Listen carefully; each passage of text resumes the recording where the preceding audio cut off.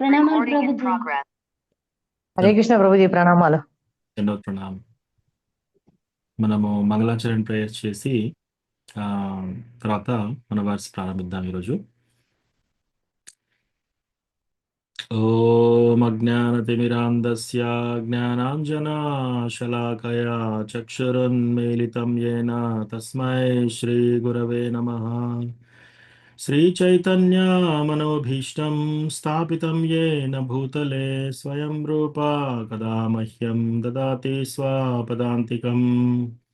వందేహం శ్రీగురో శ్రీయుతాపదకమలం శ్రీగురూన్ వైష్ణవాంశ్చ శ్రీరూపం సాగ్రజాతాం సహగణా రఘునాథాన్వితం తం సజీవం సాద్వైతం సావధూతం పరిజనా సహితం కృష్ణ చైతన్యదేవం శ్రీరాధా కృష్ణపాదాం సహగణా లలితా శ్రీవిశాఖాన్వితాంశ్చ.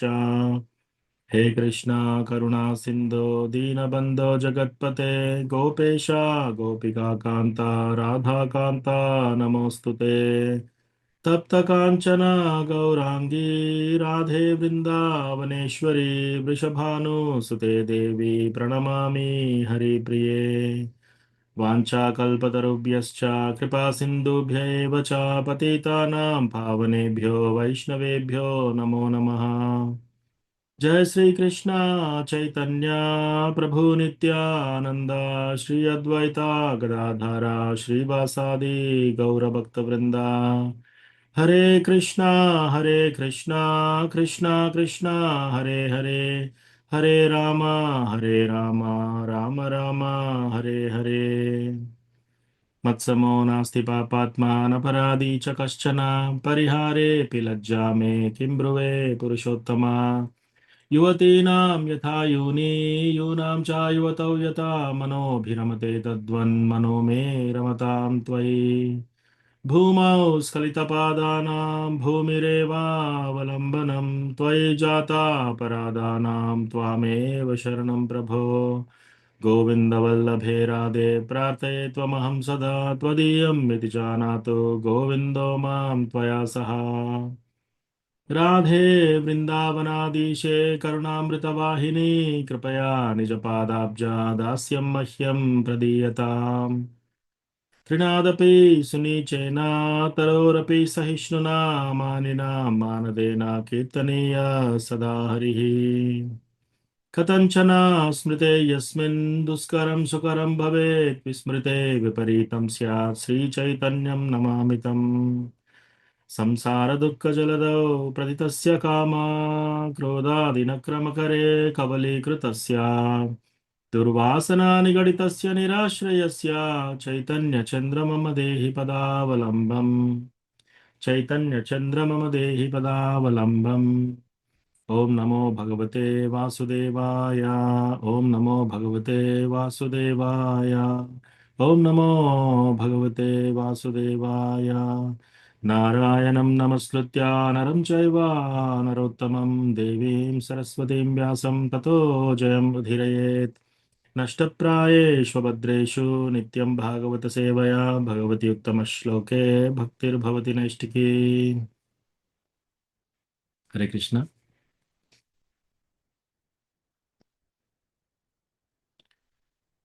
హరే కృష్ణ ప్రభుజీ, ప్రణామాలు ప్రభుజీ. దండవత్ ప్రణామ్ మాతాజీ.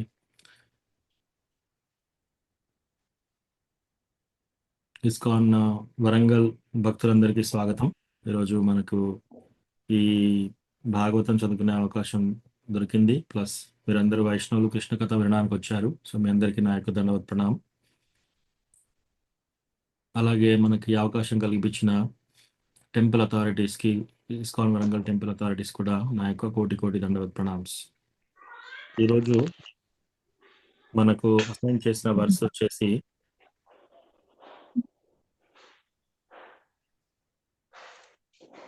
ప్రభు హరే కృష్ణ ప్రభు, దండవత్ ప్రణామాలు. దండవత్ ప్రణామ్ మాతాజీ. శ్రీమద్ దండవత్ ప్రణామాలు ప్రభు. దండవత్ ప్రణామ్. శ్రీమద్ భాగవతం 2వ స్కందం 9వ చాప్టర్ 31వ శ్లోకం. సో నేను అది చదువుతాను, కాల్ అండ్ రిపీట్ చేయండి ఎవరైనా ఒక డివోటీ అన్మ్యూట్ చేసి.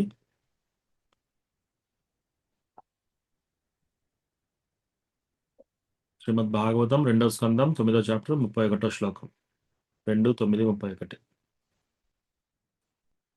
శ్రీభగవానువాచ श्रीभगवानुवाच జ్ఞానం పరమగుహ్యం మే యద్విజ్ఞాన సమన్వితం ज्ञानं परमगुह्यं मे यद्विज्ञानसमन्वितं తరహస్యం తదంగం చ ఘ్రాణగదితం మయా. रहस्यं तदङ्गं च गृहाणा गदितं मया. శ్రీభగవానువాచ श्रीभगवानुवाच జ్ఞానం పరమగుహ్యం మే యద్విజ్ఞాన సమన్వితం ज्ञानं परमगुह्यं मे यद्विज्ञानसमन्वितं సరహస్యం తదంగం చ గృహణా గదితం మయా. रहस्यं तदङ्गं च गृहाणा गदितं मया. శ్రీభగవానువాచ श्रीभगवानुवाच జ్ఞానం పరమగుహ్యం మే యద్విజ్ఞాన సమన్వితం ज्ञानं परमगुह्यं मे यद्विज्ञानसमन्वितं సరహస్యం తదంగం చ గృహణా గదితం మయా. सरहस्यं तदङ्गं च गृहाणा गदितं मया. हरे कृष्ण. थैंक यू प्रभु. వేరే డివోటీస్ అన్మ్యూట్ చేసి చెప్పవచ్చు. హరే కృష్ణ ప్రభు ప్రణామాలు. శ్రీ భగవానువాచ జ్ఞానం పరమగుహ్యం మే తద్విజ్ఞాన సమన్వితం సరహస్యం తదంగం చ గృహాణ గదితం మయా. థ్యాంక్ యూ ప్రభు. హరే కృష్ణ. శ్రీ భగవానువాచ జ్ఞానం పరమగుహ్యం మే యద్విజ్ఞాన సమన్వితం సరహస్యం తదంగం చ గృహాణ గదితం మయా.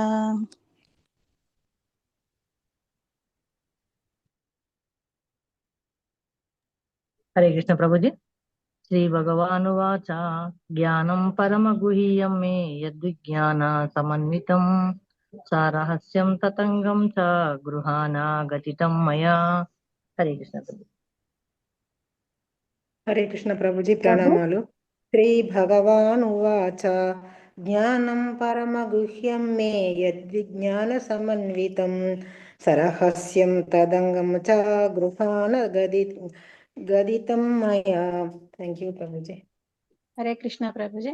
శ్రీ భగవానువాచ జ్ఞానం పరమగుహ్యం మే యజ్ఞాన సమన్వితం సరహస్యం తదంగం చ గృహాణ గతితం మయా.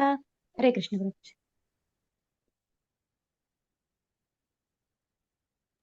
హరే కృష్ణ ప్రభుజీ. శ్రీ భగవానువాచ జ్ఞానం పరమగుహ్యం మే యద్విజ్ఞాన సమన్వితం సరహస్యం తదంగం చ గృహాణ గదితం మయా.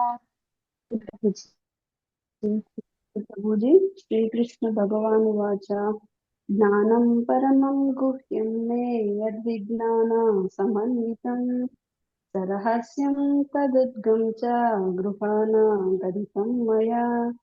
హరే కృష్ణ ప్రభు.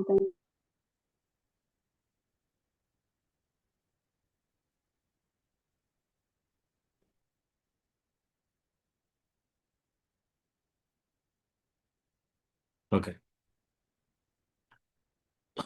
శ్రీమద్ భాగవతం 2:9:31. శ్రీ భగవానువాచ జ్ఞానం పరమగుహ్యం మే యద్విజ్ఞాన సమన్వితం సరహస్యం తదంగం చ గృహాణ గదితం మయా.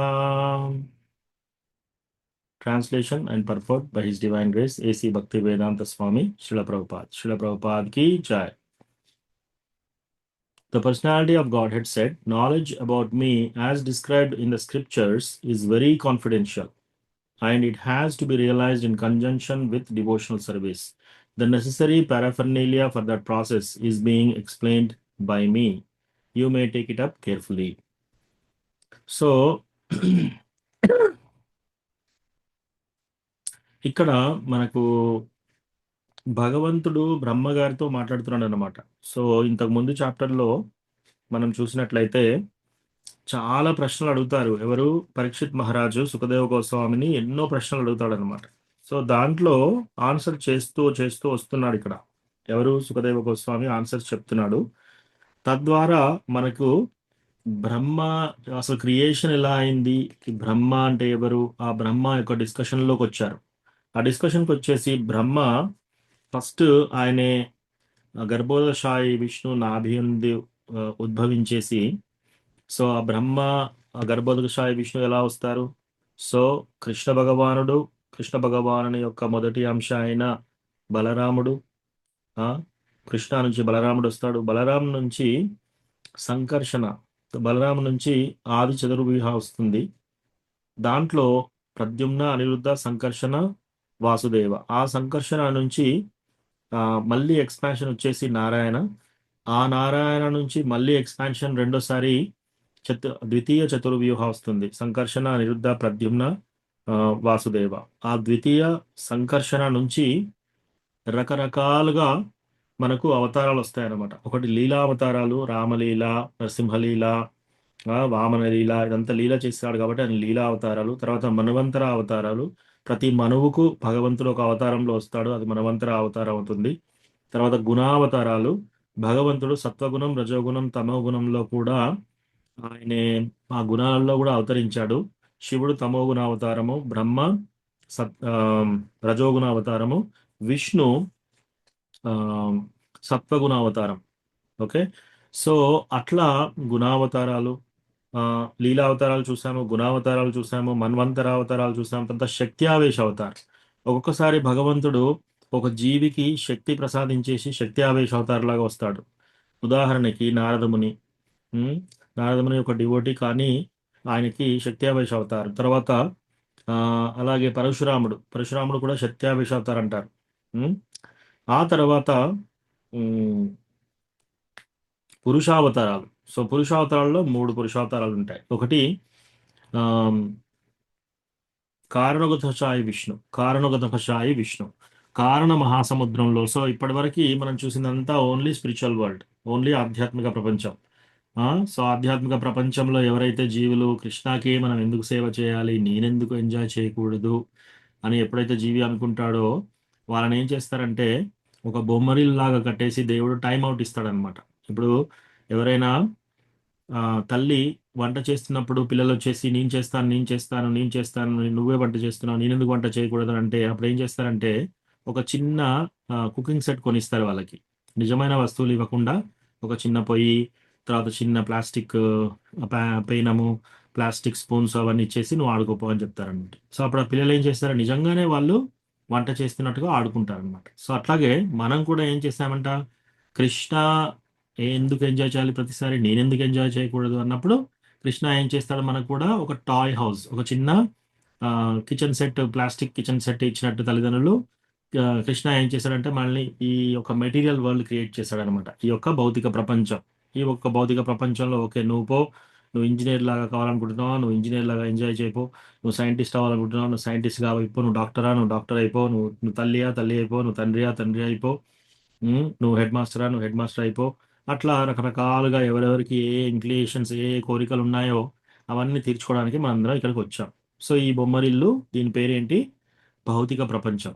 సో ఈ భౌతిక ప్రపంచంలో ఈ బొమ్మరిల్లు కావాల్సిన ఈ ప్లాస్టిక్ సామాగ్రి ఇవన్నీ ఎవరు తెస్తున్నారు? కిచెన్ ఎగ్జాంపుల్ ఇచ్చాం కదా మనం, తల్లిదండ్రులు ఒక ప్లాస్టిక్ కిచెన్ కొనిస్తారు పిల్లలకు. అలాగే ఈ సామాగ్రి అంతా తెచ్చేవారు ఎవరు? కారణోదశాయ విష్ణు. సో కారణోదశాయ విష్ణు అంటే మహావిష్ణు ఆయనే కారణం మహాసముద్రంలో పడుకొని శయనించి ఉండి ఆయన యొక్క శ్వాస ఉచ్ఛ్వాస, ఆయన ఊపిరి తీసుకొని ఊపిరి వదిలినప్పుడు ఏమవుతుంది, కొన్ని కోట్ల కోట్ల కోట్ల యూనివర్సెస్, బ్రహ్మాండాలు వస్తున్నాయన్నమాట. ఆ బ్రహ్మాండాలు వస్తూ ఉంటే అందులో నుంచి మళ్ళీ ఆయన శ్వాస వదులుతుంటే ఆ బ్రహ్మాండాలు వస్తున్నాయి. ఆయన యొక్క చెమట పోర్స్ నుంచి, రంధ్రాల నుంచి, తర్వాత ఆయన యొక్క ముక్కు నుంచి అన్నిటికీ ఇట్లా పెద్ద పెద్ద బ్రహ్మాండాలు వస్తున్నాయి. తర్వాత ఆయన ఏం చేస్తాడు? ఆ కారణోదశాయ విష్ణు రెండో పురుష అవతారగా గర్భోదశాయ విష్ణులాగా డివైడ్ అయిపోతాడు. ఎన్ని బ్రహ్మాండాలు బయటికి వస్తాయో అన్ని బ్రహ్మాండాలకు వెళ్ళిపోయి ఆయనే గర్భోదశాయ విష్ణులాగా శయనించి గర్భ సముద్రంలో శయనించి ఉంటాడు అనమాట. ఇప్పుడు మనం ఈ కోట్లాది బ్రహ్మాండాల్లో ఒక్క బ్రహ్మాండంలోకి వెళ్దాం. ఆ ఒక్క బ్రహ్మాండంలో గర్భోదశాయ విష్ణు ఉంటాడు. ఆయన యొక్క నాభి నుంచి ఒక తామర పుష్పము వికసిస్తుంది. ఆ తామర పుష్పంలో నుంచి బ్రహ్మ పుడతాడు అనమాట. సృష్టికర్త బ్రహ్మ. సో బ్రహ్మగా నాలెడ్జ్ ఎక్కడి నుంచి వచ్చింది? మనం ఇంతకుముందు వర్సెస్ చూసాం కదా. బ్రహ్మదేవుడు ఏం చేస్తున్నాడు? అటు ఇటు చూస్తాడు. అసలు నేను ఎవరిని ఎటు చూసినా ఎవరు ఇంకా లేరు, అంతా చీకటి చీకటిగా ఉంది అని చెప్పేసి ఒకసారి లోపలికి వెళ్తాడు. ఆ కాడ లోపలికి వెళ్ళి చూస్తాడు. తర్వాత తామర పుష్పం బయటికి వచ్చి చూస్తాడు. ఎటు చూసినా ఏమీ కనపడదు. తర్వాత ఆయనకు ఒక వాయిస్ వినపడుతుంది అనమాట. తప తప అనే వాయిస్ వినపడగానే ఇమీడియట్గా ఆయన తపస్సు చేస్తాడు. అట్లా కొన్ని కొన్ని గంటల పాటు అట్లా తపస్సు చేయగా చేయగా చేయగా అప్పుడు భగవంతుడు ప్రత్యక్షం అయిపోయి ఆయన వైకుంఠ దర్శనం చూపిస్తాడు. వైకుంఠ దర్శనం చూపించి ఇక్కడ ఇప్పుడు బ్రహ్మను విష్ణు ఇద్దరు మాట్లాడుకుంటున్నారు అనమాట. సో అట్లా వైకుంఠ దర్శనం చూపించిన తర్వాత బ్రహ్మగారిని నువ్వేమన్నా కోరికలు కోరుకో అని చెప్పి భగవంతుడు చాలా సంతుష్టుడైపోయి బ్రహ్మను అడుగుతాడు అనమాట. అప్పుడు భగవంతుని యొక్క దర్శనం చేసుకొని ఇప్పుడు ఒక 4 ప్రశ్నలు అడుగుతున్నాడు ఇక్కడ. ఏం ప్రశ్నలు అడుగుతున్నాడు? ఓ విష్ణు, ఓ గర్భోదశాయ విష్ణు, నీవు నాకు ఈ యొక్క భౌతిక ప్రపంచం, భౌతిక మరియు ఆధ్యాత్మిక రూపాల గురించి చెప్పండి. ఈ యొక్క అసలు మెటీరియల్ వరల్డ్ ఏంటి, ఈ భౌతిక ప్రపంచం ఏంటి, తర్వాత ఆధ్యాత్మిక ప్రపంచం ఏంటి, ఈ రెండిట్లలో మీ యొక్క రూపాలు ఎలా ఉంటాయి అది చెప్పండి నాకు. సో అది ఫస్ట్ క్వశ్చన్ అడుగుతాడు బ్రహ్మ. దాన్ని చతుశ్లోకి వచ్చే వారం వస్తుంది. చతుశ్లోకి 33వ శ్లోకం. ఈరోజు మనం 31లో ఉన్నాం. 32, 33 శ్లోకమే ఇది ఆన్సర్. సో భగవంతుడు ఈ ప్రశ్నకి ఆన్సర్ 33 శ్లోకాలు ఇస్తాడనమాట. చతుశ్లోకి 1వ దాంట్లో. తర్వాత రెండో ప్రశ్న ఏమడుతున్నా అంటే, భగవంతుడా, నీ యొక్క ఎనర్జీస్, నీ యొక్క శక్తులు, నీ యొక్క ఆధ్యాత్మిక శక్తి ఏంటి, నీ యొక్క ప్లస్ నీ యొక్క భౌతిక శక్తులు ఎలా ఉంటాయి, అవి ఎలా పనిచేస్తున్నాయి, అది రెండో ప్రశ్న. అది చతుశ్లోకి 2వ శ్లోకంలో 34వ శ్లోకంలో ఇదే చాప్టర్లో చెప్తారు ఆన్సర్. తర్వాత మూడో ప్రశ్న ఏమడుతున్నాడంటే, ఓ భగవంతుడా, మీ యొక్క యాక్టివిటీస్ ఏంటి, అసలు మీరు ఏం పని చేస్తారు, మీరు ఎలా లీలలు చేస్తారు, ఈ మెటీరియల్లో, తర్వాత ఈ యొక్క భౌతిక ప్రపంచంలో, ఈ యొక్క ఆధ్యాత్మిక ప్రపంచంలో మీ యొక్క శక్తులు ఎలా పనిచేస్తున్నాయి, మీరు ఏమేమి యాక్టివిటీస్ చేస్తారు, మీరు ఏమేమి లీలలు చేస్తారు, అవి చెప్పండి. అది చతుశ్లోకి 3వ శ్లోకం 35వ శ్లోకంలో చెప్తారనమాట. తర్వాత 4వ ప్రశ్న అడుగుతున్నాడు, మీ యొక్క కృప నాకు అందించండి. ఎందుకంటే నేను ఇప్పుడు పని చేయాలి, సృష్టి చేయాలి, ఇదంతా చేయాలి. ప్లస్ నాకు గర్వము, తర్వాత బాండేజ్, బద్ధత్వం రాకుండా నేను పని చేస్తున్నాను. మరి ఇప్పుడు కర్మ చేస్తున్నాను. కర్మ చేయగానే ఎప్పుడైనా సరే మనం ఏ పని చేసినా కూడా దానికి రియాక్షన్ ఉంటుంది. ఏ పనికైనా రియాక్షన్ గ్యారంటీ ఉంటుంది మనకి. సో ఆ రియాక్షన్ ఒకసారి పాజిటివ్గా కావచ్చు, ఒకసారి నెగిటివ్గా కావచ్చు. మనం ఏ పని చేసినా కూడా మనకి దానికి ఫలితం వచ్చేస్తుంది. చెడు ఫలితం కానీ మంచి ఫలితం. పుణ్యం చేశారా మంచి ఫలితం వస్తుంది, పాపం చేశారా చెడు ఫలితం వస్తుంది. ఈ పాప పుణ్యాలు లేకుండా, ఈ బద్ధత్వం లేకుండా, ఈ బందీతనం లేకుండా, ప్లస్ నా గర్వం లేకుండా మీ యొక్క సర్వీస్ నేను చేసే విధంగా నాకు మీ యొక్క కృప చూపండి అని ఈ 4 ప్రశ్నలు బ్రహ్మని అడుగుతారనమాట. ఈ 4 ప్రశ్నలు దేవాది దేవుడైన శ్రీకృష్ణ భగవానుడు 4 శ్లోకాలలో ఆన్సర్ చెప్పేస్తాడు. బ్రహ్మ చాలా ఇంటెలిజెంట్. సో బ్రహ్మ చాలా ఇంటెలిజెంట్. ఆయన 4 శ్లోకాలలో మొత్తం ఈ యొక్క చతుశ్లోకి భాగవతాన్ని మొత్తం అర్థం చేసుకుంటారనమాట. సో అట్లా ఈ 4 ప్రశ్నలు అడిగిన తర్వాత ఇప్పుడు భగవంతుడు చెప్తున్నాడు, మళ్ళీ మాట్లాడుతున్నాడు. ఓకే, భగవంతుడు ఏమని మాట్లాడుతున్నాడు? ఈ రోజు శ్లోకం శ్రీ భగవానువాచ. భగవంతుడు పలికెను, జ్ఞానం పరమగుహ్యం మే యద్విజ్ఞాన సమన్వితం సరహస్యం తదంగం చ గృహణా గదితం మయా. ఈ విధంగా భగవంతుడు ఆన్సర్ చేశాడు. ఏ విధంగా? దేవాది దేవుడు ఇట్లు పలికెను. ఉమ్, నా యొక్క జ్ఞానము, నా గురించి యొక్క జ్ఞానము ఈ యొక్క స్క్రిప్చర్స్ లో ఉంది. అంటే స్క్రిప్చర్స్ అంటే ఏంటి? పురాణాలు, ఇవన్నీ అన్నమాట, గ్రంథాలు. వేదిక్ వేదిక్ గ్రంథాలు, వేదాలు చెప్పే గ్రంథాలు. ఈ గ్రంథాలలో నా యొక్క జ్ఞానము చెప్పబడి ఉంది. ఉమ్, ఇది సరహస్యం. ఆ? సరహస్యం తదంగం చ. సరహస్యం అంటే ఇది చాలా సీక్రెట్, రహస్యం. అండ్ ఇది ఇది ఇది ఇది ఎలా తెలుస్తుంది? ఓన్లీ భక్తియుత సేవ ఎవరైతే చేస్తారో, ఈ జ్ఞానము కావాలి ప్లస్ భక్తియుత సేవ కావాలి, రెండు ఉంటేనే మీరు నన్ను తెలుసుకోగలుగుతారు. ఈ రెండిట్లలో ఏది లేకపోయినా కూడా కొందరు ఏం చేస్తారంటే, ప్రొఫెసర్స్ వాళ్ళు ఏం చేస్తారంటే అన్ని రిలీజియన్స్ చదువుకుంటున్నారు అన్నమాట. లైబ్రరీకి వెళ్తారు, ఒకరోజు ముస్లిం రిలీజన్ బుక్స్ ఓపెన్ చేస్తారు, ఒకరోజు క్రిస్టియానిటీ ఓపెన్ చేస్తారు, ఒక నెల రోజులు వేదిక్ నాలెడ్జ్ చదువుతారు, ఒక నెల రోజులు పురాణాలు చదువుతారు. ఇవన్నీ చదివి ఇవన్నీ అటు ఇటు అటు ఇటు చేసి కలగాపులగం చేసి అన్ని అనాలిసిస్ చేస్తున్నారు అనమాట. వాళ్ళు అన్ని పరిశీలిస్తున్నారు. ఈ గ్రంథంలో ఎలా ఉంది, ఆ గ్రంథంలో ఎలా ఉంది, ఇట్లా పరిశీలించడం ఇది ఏంటంటే జ్ఞానాన్ని తెలుసుకోవడానికి ఒక ప్రయత్నం.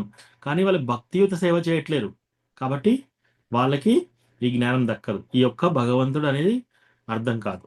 కొందరు ఆ, ఇప్పుడు ఇక్కడ ఈ శ్లోకంలో ఏం చెప్తున్నారు?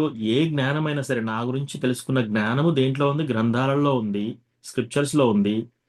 ఈ యొక్క గ్రంథాలలో, ఈ యొక్క వేదిక్ గ్రంథాలలో వాటి నుంచి మీరు భగవంతుని భక్తియుత సేవడం చేయడం వల్లే, ఈ రెండు చేయడం వల్ల దాంతో మీకు ఈ యొక్క భగవత్ తత్వాన్ని, ఈ జ్ఞానాన్ని మీరు అర్థం చేసుకోగలుగుతారు. ఆ? ఇందులో మీకు కావలసినది ఏంటి, ఈ ప్రాసెస్ ఏంటి, ఇదంతా నేను నీకు ఇప్పుడు చెప్తాను. నువ్వు చాలా శ్రద్ధగా విను. ఓ బ్రహ్మ, నువ్వు చాలా శ్రద్ధగా విను. ఇప్పుడు నీకు కేర్ఫుల్గా నీకు అన్ని చెప్తాను అని ఈ 4 శ్లోకాలు చెప్తున్నాను అన్నమాట. చతుశ్లోకి భాగవతం మనం నెక్స్ట్ క్లాస్లో చూసుకుందాం అది. సో ఇక్కడ ఏమంటున్నాడు యాక్చువల్గా? జ్ఞానం, ఆ, ఇదేంటి? భగవంతుడి యొక్క చాలా రహస్యమైన జ్ఞానము, భగవంతుని యొక్క రూపం గురించి చెప్తున్నారు. ఉం? నేను ఈ గురించి తర్వాత విజ్ఞాన, ఇక్కడ ఏమేమి చెప్పాడు? జ్ఞానం పరమగుహ్యమే యద్ విజ్ఞాన సమన్వితం. ఇక్కడ విజ్ఞాన, ఆ విజ్ఞానం అంటే ఏంటి? ఆ యొక్క రూపాన్ని మనము అర్థం చేసుకోవడం, భగవంతుని యొక్క రూపాన్ని మనం అర్థం చేసుకోవడం. ఫస్ట్ ఏం చెప్పాడు? జ్ఞానము ఏంటిది? జ్ఞానం అంటే భగవంతుని యొక్క రూపము, ఆయన యొక్క జ్ఞానం, ఇదంతా జ్ఞానంలో వస్తుంది. తర్వాత విజ్ఞానం, విజ్ఞానంలో ఏమొస్తుంది? రియలైజేషన్ వస్తుంది. రియలైజేషన్ అంటే మనం భగవంతుని ఆస్వాదించవచ్చు, ఆయన యొక్క రూపాన్ని తెలుసుకోవచ్చు. తర్వాత సరహస్యం, సరహస్యం అంటే ప్రేమ భక్తి. యాక్చువల్గా మనకు ప్రేమ భక్తి, ఇది చాలా నిగూఢమైన రహస్యం. తర్వాత తదంగం, దీన్ని ఏ విధంగా మనం చేయాలి? సాధన భక్తి ద్వారా చేయాలి. అది ఈ 4 పాయింట్లు: జ్ఞానము, విజ్ఞానము, సరహస్యము, తదంగం. సో జ్ఞానం అంటే భగవంతుని యొక్క రూపము, భగవంతుని యొక్క నాలెడ్జ్. విజ్ఞానం అంటే భగవంతుని యొక్క అర్థం చేసుకోవడం, భగవంతుని రూపాన్ని అర్థం చేసుకోవడం. మూడోది సరహస్యం అంటే ప్రేమ భక్తి అంటే ఏంటి.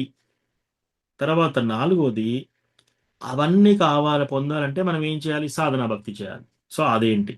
ఈ 4 నేను నీకు చెప్పబోతున్నాను. సో ఫస్ట్ జ్ఞానం గురించి నీకు చతుశ్లోకి భాగవతం 1లో చెప్తాము. విజ్ఞానం గురించి చతుశ్లోకి భాగవతం రెండో శ్లోకంలో చెప్తాను. సరహస్యం ప్రేమ భక్తి గురించి చతుశ్లోకి భాగవతం 3వ శ్లోకంలో చెప్తాను. తదంగం సాధన భక్తి ఎలా చేయాలో చతుశ్లోకి భాగవతం 4లో మీకు చెప్తాను అని బ్రహ్మకి ఇక్కడ భగవంతుడు చెప్తున్నాడు అనమాట. ఓకే, సో ఇప్పుడు మనము మామూలుగా డైరెక్ట్గా వెళ్ళి ఈ శ్లోకం చదివితే మనకు అర్థం కాదనమాట. సో దీంట్లో మనకి ఏదైనా సరే సంబంధము, అభిధేయ, ప్రయోజన. సో ఈ శ్లోకము, ఈ చతుశ్లోకి భాగవతం, ఇదంతా బ్రహ్మ కాన్వర్జేషన్. ఎప్పుడైనా సరే మీకు ఒకటి గుర్తుపెట్టుకోండి, భగవంతుడు బ్రహ్మ యొక్క ప్రేయర్స్ కానీ, భగవంతుడు బ్రహ్మతో కాన్వర్జేషన్ కానీ, ఇదంతా చాలా తత్వంతో కూడుకున్నట్టు ఉంటుంది. ఎందుకంటే బ్రహ్మ చాలా ఇంటెలిజెంట్, ఆయన 4 తలలు ఉన్నాయి. ఈ మొత్తం బ్రహ్మాండంలో అందరికంటే తెలివైన వాడు ఎవరు అంటే బ్రహ్మనే. ఓకే. సో బ్రహ్మ యొక్క శ్లోకాలు వచ్చినా సరే, బ్రహ్మ యొక్క డిస్కషన్ వచ్చినా సరే, అది చాలా కొంచెము మనకి మనకి తత్వాన్ని తెలుసుకోవాలి కాబట్టి కొంచెం కఠినంగా ఉంటుంది. కానీ అది మీరు జాగ్రత్తగా మీరు మనసు పెట్టి వింటే అర్థమవుతుంది. సో భగవంతుడు ఇక్కడ ఏం చెప్తున్నాడు? సంబంధ, అభిధేయ, ప్రయోజన, ఈ మూడు చెప్తున్నాడు అనమాట. సంబంధ అంటే ఏంటంటే బేసికల్లీ మనం ఎప్పుడైనా సరే జీవి ఫస్ట్ ఆలోచించాల్సిన అవసరం, నేను ఎందుకు పుట్టాను, నేను ఎవరిని అసలు, నేను ఈ యొక్క ప్రాపంచిక లైఫ్లో ఎందుకు వచ్చాను. ఆ, సాధారణంగా మనం పుట్టగానే ఏం చేస్తారు? బర్త్డే ఫంక్షన్ చేస్తారు. పుట్టగానే తర్వాత ఏం చేస్తారు? పేరెంట్స్ స్కూల్కి పంపిస్తారు పెద్దగానే. తర్వాత స్కూల్కి పంపించేసేసి నువ్వు 10th క్లాస్ పాస్ కా అంటారు. ఆ తర్వాత 10th అయిపోయినాక ఇంజనీరింగ్, డాక్టరో, ఏదో ఒకటి చదువు, టీచరో ఏదో ఒకటి చదువుకోని చదవడం అయిపోతుంది. తర్వాత ఉద్యోగం చాలా ఇంపార్టెంట్. ఉద్యోగం, ఓకే, ఉద్యోగం తెచ్చుకుంటాం. ఇదంతా అయిపోయిన తర్వాత ఇప్పుడు డబ్బు సంపాదిస్తున్నావు కదా, ఇప్పుడు నువ్వు పెళ్లి చేసుకో, సెటిల్ అయిపో. ఓకే అని పెళ్లి చేస్తారు. సో పెళ్లి చేసిన తర్వాత మళ్ళీ నెక్స్ట్ స్టెప్ ఏంటి? పిల్లల్ని కనడం. పిల్లల్ని కన్న తర్వాత ఆస్తిపాస్తులు చూసుకోవడము, పిల్లల్ని పోషించడము, మళ్ళీ వాళ్ళని మనలాగా ఈ దారిలో తీసుకురావడం. తర్వాత ఏదో ఒక రోజు రోగాలు వచ్చేస్తాయి, చనిపోతారు. రైట్? ఇది జనరల్గా నడిచేది. కానీ ఇందుకేనా మనం పుట్టింది? మనం పుట్టింది ఎందుకు? చదువుకొని, ఒక జాబ్ చేసి, పెళ్లి చేసుకొని, ఇల్లు గృహం ఇవన్నీ కట్టుకొని, పిల్లల్ని కానీ వాళ్ళని పెంచి, మళ్ళీ ఏదో రోగాలు తెచ్చుకొని చనిపోవడం. ఇదేనా మనం చేయాల్సిన పని? ఇది కాదు.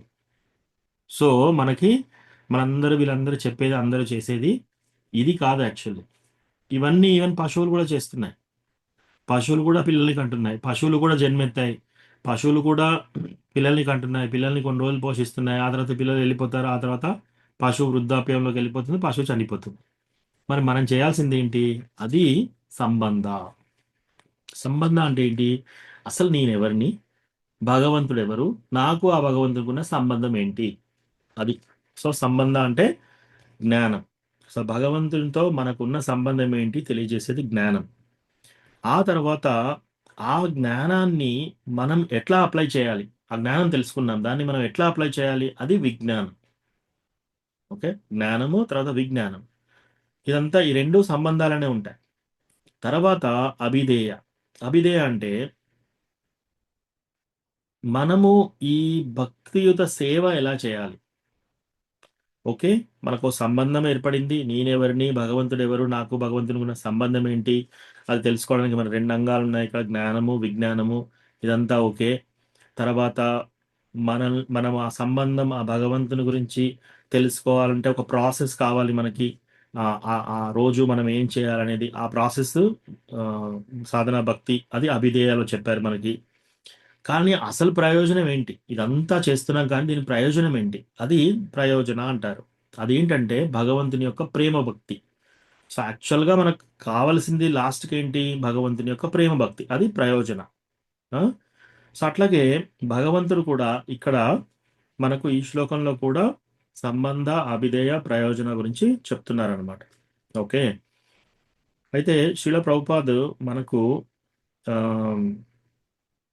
జ్ఞాన విజ్ఞాన తదంగా తద్రహస్యం, వీటి గురించి ధర్మార్థ కామ మోక్ష, ఆ, ఇవన్నీ ఈ యొక్క ప్రాపంచిక లైఫ్లో, ఇదంతా చైతన్య చరితామృత మధ్యలీల 25 చాప్టర్లో 121 పర్పోర్ట్లో రాశారు ఇవంతా.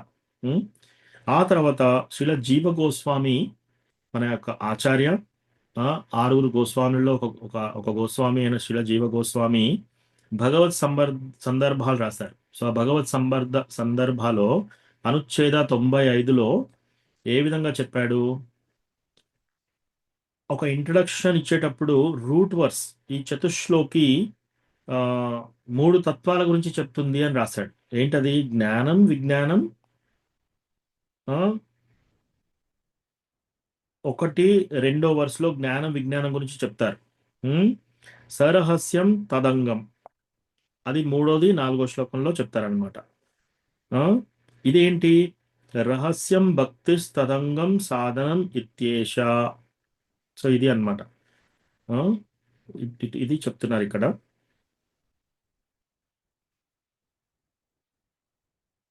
సో ఇక్కడ మనకు చతుశ్లోకి శ్రీమద్ భాగవతం 2:9-33లో మన జ్ఞానం గురించి చెప్తారు, 34లో విజ్ఞానం గురించి చెప్తారు. అట్లాగే భాగవత సందర్భ శ్రీల జీవ గోస్వామి 2:9-31లో జ్ఞానము విజ్ఞానము సాధన భక్తి, మూడో దాంట్లో 36వ శ్లోకంలో సాధన భక్తి చెప్తే తదంగం అది అభిధేయ, తర్వాత ప్రేమ భక్తి అనేది ప్రయోజన సరహస్యం. సో బేసికల్లీ ఏంటంటే తత్వాలో సంబంధ గురించి చతుశ్లోకి 2 జ్ఞానం విజ్ఞానం గురించి చెప్తున్నాయి. అవి సంబంధ. అభిధేయ అంటే ఏంటి? ప్రాసెస్ ఏంటిది? సాధన భక్తి. మన సాధన భక్తి ఎలా చేయాలి. ప్రయోజనం ఏంటి? కృష్ణ భగవాన్ యొక్క ప్రేమ భక్తి. మనము కృష్ణ భగవాన్ యొక్క ప్రేమ భక్తి తెలుసుకోవడం గురించి మనం ఇదంతా చేస్తున్నాం అనమాట. సో ఇది కొంచెం టెక్నికల్గా ఉంటుంది, కానీ ఈ 4 శ్లోకాలు మనము సరిగ్గా అర్థం చేసుకుంటే మనకి భాగవతం మొత్తం చతుశ్లోకి భాగవతంలో అర్థమైపోతుంది. సో ఇక్కడ బ్రహ్మగారికి ఈ 4 శ్లోకాల ద్వారా మనకు పూర్తిగా అవగతం అయిపోయింది. ఇది బ్రహ్మగారికి. మీకు ఇంతకుముందు చెప్పాను కదా. సో మనము ఈ మానవ జన్మ కంటే అన్నిటికంటే ఫస్ట్ మనం ఎప్పుడైతే మనము స్పిరిచువల్ వరల్డ్, మనము భగవంతుని యొక్క లోకం నుంచి ఎప్పుడైతే కింద పడతామో మన ఫస్ట్ జన్మ ఏంటి? బ్రహ్మ యొక్క జన్మ. అంటే మనందరం ఒకానొకప్పుడు బ్రహ్మలాగా జన్మించాం. ఒకానొకప్పుడు మనందరం బ్రహ్మలం. అంతటి పొజిషన్ నుంచి మనం ఎంత దిగజారిపోయాం. ఇప్పుడు ఈ పరిస్థితికి వచ్చాం. బ్రహ్మ పొజిషన్ నుంచి ఈ పొజిషన్కి వచ్చాం. ఎందుకు వచ్చాం ఈ పొజిషన్కి? ఎందుకు వచ్చామంటే మనకు భౌతిక కోరికలు ప్లస్ భౌతిక విషయాల పట్ల ఆసక్తి ఎక్కువగా ఉంది. బ్రహ్మగారి నుంచి మనం పడిపోతున్నామంటే, బ్రహ్మ నుంచి మీకు ఒక కథ చెప్తాను. యాక్చువల్లీ దీని ద్వారా కొంచెం అర్థమవుతుంది. సో ఒకసారి ఒక ఋషి శాపం ఇస్తాడు. ఎవరికి? దేవేంద్రుడికి. ఇంద్రుడు అంటే ఏంటి? మనం ఇంద్రుడి గురించి చాలా చెప్పుకుంటాము. ఇంద్ర పొజిషన్ అంటే అంత సింపుల్ పొజిషన్ కాదు. ఇంద్రుడు అంటే 100 అశ్వమేధ యాగాలు చేస్తే ఇంద్ర పొజిషన్ వస్తుంది. అశ్వమేధ యాగం చేయాలి అంటే భూమండలం మొత్తంలో ప్రతి ఒక్కరిపైన విజయం సాధించాలి. అంటే ఇంక అంతకంటే శక్తిమంతుడు ఇంకెవరు ఉండరు. ఎవరైతే అశ్వమేధ యాగం చేసినప్పుడు ఆ గుర్రాన్ని వదులుతారో, ఆ గుర్రం ఎక్కడికడికి వెళ్ళినా సరే, లోకం మొత్తంలో ఎక్కడ తిరిగినా ఎవరు ఆ గుర్రాన్ని పట్టుకున్నా సరే వాళ్ళతో యుద్ధం చేసి వాళ్ళని ఓడించి ఆ గుర్రాన్ని వదిలించుకోవాలి. అంటే దాని అర్థం ఏంటంటే ఈ ప్రపంచం మొత్తంలో నువ్వు బెస్ట్ ఫైటర్గా ఉండాలి. నీకంటే బలవంతుడు, నీకంటే మంచిగా ఫైట్ చేసే వాళ్ళు ఇంకెవ్వరూ లేరు అంటే ఆ పొజిషన్కి వస్తే ఒక్క అశ్వమేధ యాగం అయిపోతుంది. అట్లా 100 అశ్వమేధ యాగాలు చేసిన వ్యక్తి ఇంద్రుడు అవుతాడు. సో ఇంద్రుడు అంటే ఏంటి? వరుణ, వాయు, చంద్ర, సూర్య, ఈ అందరి దేవతలకు అధిపతి. ఆయన కనుక ఎప్పుడైనా కూర్చొని యజ్ఞ చేస్తున్నాడు అనుకోండి, స్వయంగా విష్ణుమూర్తి వచ్చేస్తాడు. అంటే కళ్ళలో కాదు, నిజంగా కళ్ళకు కనపడతాడు. విష్ణుమూర్తి డైరెక్ట్గా వచ్చి తీసుకుంటాడు. అంటే అంత గ్రేట్ ఆయన ఇంద్రుడు. ఓకే, సో అట్లా అంతకంటే పొజిషన్, ఇంకా హై పొజిషన్ బ్రహ్మది. మనము ఆ బ్రహ్మ పొజిషన్ నుంచి, దేవలోకం నుంచి ఒకసారి ఆ ఇంద్రుడికి ఒక శాపం వస్తుంది. ఆ శాపం ఏంటి అంటే, ఇప్పుడు ఇంద్ర గురించి మనం కొంచెం చెప్పుకున్నాం, ఆయన యొక్క గ్రేట్నెస్ ఏంటి అనేది. ఒకసారి ఆ శాపంతో ఏం చేస్తారంటే, నువ్వు పంది జన్మలో జన్మిస్తావని చెప్పి శాపం ఇస్తారనమాట. సో అప్పుడు ఆయన ఇమీడియట్గా ఈ భూలోకంలో పడిపోయి ఒక పంది జన్మలో ఉంటాడు ప్రస్తుతానికి. సో పంది జన్మలో ఉండేసి ఇంకా వరాహలో పంది జన్మతోటి ఆ పంది యొక్క భార్య ఉంది, తర్వాత పిల్లలు ఉన్నారు. ఆ భార్య పిల్లలతో కలిసి ఆ వీధిలో అటు ఇటు విశుద్ధం తినుకుంటూ అటు ఇటు తిరుగుతున్నది అనమాట ఆ యొక్క పంది. సో అట్లా తిరుగుతూ ఉంటే లాస్ట్కు ఇంకా ఎన్ని ప్రయత్నం చేసినా కూడా ఆ పంది ఇంకా వెనక్కి రావట్లేదు. ఇంకా నాకు టైం ఉంది, నా పిల్లల్ని చూసుకోవాలి, ఇంకా నా భార్యను చూసుకోవాలి, ఇక్కడ చాలా చాలా విశుద్ధం దొరుకుతుంది నాకు, ఇది నేను ఎంజాయ్ చేస్తాను అని అంటుంటే ఇంకా లాస్ట్కి అన్నీ అనిపోయేటప్పుడు చనిపోయేటప్పుడు ఆ బ్రహ్మ వచ్చి పిలుస్తాడనమాట. ఆ పందిని పిలుస్తున్నాడు అనమాట. నువ్వు యాక్చువల్లీ పంది కావు, నువ్వు యాక్చువల్లీ ఇంద్రుడివి. ఇంద్రుడంతటి దేవాది దేవుడివి నువ్వు. నువ్వు ఆ దేవతలందరికీ రాజువు నువ్వు. ఓకే, నువ్వు స్వర్గలోకంలో నీకు పొజిషన్ చాలా బాగుంటుంది. అక్కడ ముసలితనం అనేది ఉండదు. ఎప్పుడు ఎయిర్ కండిషన్లోనే ఉంటావు. నీకు ఎక్కువ ఎండ ఉండదు, ఎక్కువ నీడ ఉండదు. నువ్వు నేలపైన ఆ, ఆకాశంలో వెళ్ళగలుగుతావు. ఇవన్నీ చాలా పవర్ఫుల్గా ఉంటావు. నువ్వు చాలా ఎంతో అందంగా ఉంటావు. నువ్వు రకరకాల మంచి మంచి భోజనాలు తినొచ్చు. నువ్వేంటి వీధులలో పడి విశుద్ధం తినుకుంటూ ఇలా ఉన్నావు, నువ్వు వచ్చేసాయి అంటే అప్పుడు ఆ పంది ఏమంటుందంటే, లేదు లేదు మీరేమో చెప్తున్నారు నాకు అర్థం కావట్లేదు, కానీ నా పంది భార్య ఉంది ఇక్కడ, నా పంది పిల్లలు ఉన్నారు, వాళ్ళని వదిలిపెట్టి నేను ఎలా రావాలి, నేను రాలేను. అంటే ఈ యొక్క భౌతిక అట్రాక్షన్ అంత స్ట్రాంగ్గా ఉంటుంది అనమాట. మనకి ఎంత స్ట్రాంగ్గా ఉంటుందంటే, వీళ్ళు నా ఫ్యామిలీ మెంబర్స్, వీళ్ళు నా పుత్రులు, ఇది నా గృహం, ఈమె నా భార్య, ఇతను నా భర్త, వీళ్ళని విడిచిపెట్టి నేనేం చేయలేను. ఎన్నిసార్లు మనం భగవద్గీత చదివినా సరే ఈ యొక్క బంధము చాలా గట్టిగా ముడిపడి ఉంది అనమాట. ఇది ఎట్లా ముడిపడిపోయిన చిక్కుముడిలాగా అయిపోయింది. చిక్కుముడి పడినప్పుడు మనం ఏం చేస్తాం, ఎంత ట్రై చేసినా కూడా అది విప్పలేం. అంత చిక్కుగా పడిపోయింది. ఇది ఎట్లా ఉందంటే, కొన్ని కోటి జన్మలు ఎత్తాం మనం. ఆ కోటి జన్మలలో రకరకాల కోరికలు ఉన్నాయి, రకరకాల వాసనలు ఉన్నాయి. ఇవన్నిటితో మనం ఏమైపోయామంటే చిక్కుముడిలో పడిపోయాం. సో ఒక్కసారిగా మనం ఇట్లా చెప్తే మనకు అర్థం కాదు. మనము బ్రహ్మ పొజిషన్ నుంచి ఒకప్పుడు దేవేంద్రుడిలాగా, ఒకప్పుడు దేవతల్లాగా ఉండి మనం ఈ పొజిషన్లో పడ్డాం. ఇప్పుడు కూడా మనం ఇంకా భగవద్గీత, ఈ భాగవతం చదివి చాలా సీరియస్గా భక్తిలోకి వద్దామా అంటే మన ప్రయారిటీస్ చాలా డిఫరెంట్గా ఉన్నాయన్నమాట. భక్తిలో ముందుకు వెళ్దామా అంటే, లేదు నేను ఇది చేయాలి, నా ఫ్యామిలీ మెంబర్స్తో ఇది చేయాలి, ఆ, ఆ, ఈ ఈ వీళ్ళని ఒప్పించాలి, వాళ్ళని ఒప్పించాలి, ఈ కార్యక్రమం చేయాలి, ఆ కార్యక్రమం చేయాలి. ఇంకా మనము ఇక్కడనే ఒక పెద్ద బొందు తవ్వుకొని ఇక్కడే ఉండే ప్రయత్నం మనం చేస్తున్నాం. కానీ ఇక్కడి నుంచి పోయే ప్రయత్నం మాత్రం తక్కువగా చేస్తున్నాం. అంటే అంత గట్టిగా ఉంటుందన్నమాట ఈ యొక్క భౌతిక ఆకర్షణ. సో ఈ మూడు: సంబంధ, అభిధేయ, ప్రయోజన. సంబంధం ఏంటి? నువ్వు ఫస్ట్ తెలుసుకోవాల్సింది, చాలా మందికి ఈ విషయమే తెలియదు. మనం ఫస్ట్ తెలుసుకోవాల్సింది, నేను ఈ శరీరం కాదు, నేను ఆత్మని. ఆ?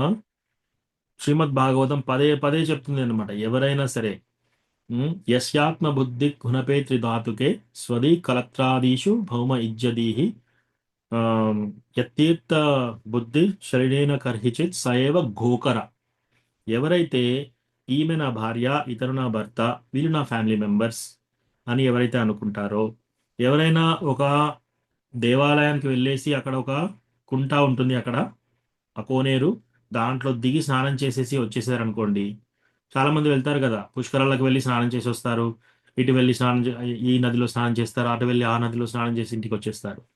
ఆ ఎవరైతే ఇట్లా ఇట్లా చేస్తున్నారో వాళ్ళందరూ సైవ గోకర, అంటే వాళ్ళు ఒక గాడిదతో ఆవుతో సమానం, అంటే స్టిల్ పశువులతోనే సమానం. యాక్చువల్లీ మనం ఏం చేయాలి? ఒక ఒక విజ్ఞానవంతుడైన ఒక గురువు దగ్గరికి వెళ్ళాలి. వెళ్ళి అసలు నేనెవరిని, నేను ఎందుకు పుట్టాను, నేను చేయవలసిన కార్యక్రమం ఏంటి అది తెలుసుకొని అదేంటో అది చేయాలన్నమాట. అది చాలా ప్రయారిటీ. అన్నిటికంటే ముందు అది ప్రయారిటీ పెట్టుకోవాలి. ఆ ప్రయారిటీలో మనకి ఏమన్నా అడ్డు తగులుతున్నాయి అనుకో, ఇవన్నీ వాటిని మనం దాటుతూ ముందు మన గోల్ వైపు వెళ్ళాలి. ఉం? అంతేకాని మనం మన గోల్ను పక్కన పెట్టేసి ఈ ప్రయారిటీస్లో పడకూడదు. అది చాలా ఇంపార్టెంట్. సో మన యొక్క సంబంధం, భగవంతునికి మనకు కలిసిన సంబంధం ఏంటి తెలుసుకోవాలి. అభిధేయ, మనం భగవద్ధామాన్ని చేసే ప్రాసెస్ ఏంటి, భక్తియుత సేవ, సాధన భక్తి. తర్వాత ప్రయోజన. ఓకే.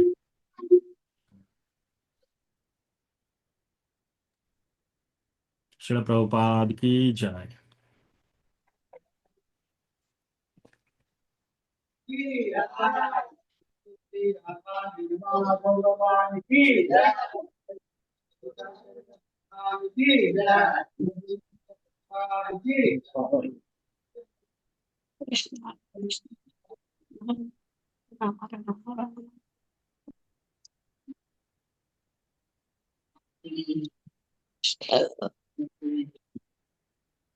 రామ రామ రామ రామ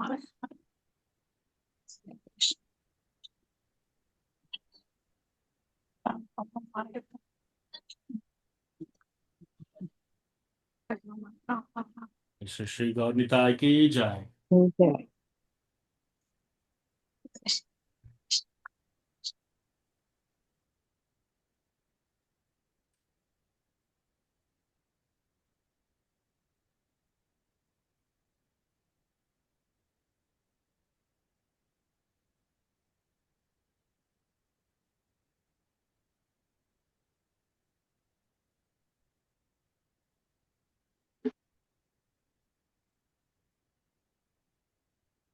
श्री जगन्नाथ बलदेव सुभद्रा माई की जय।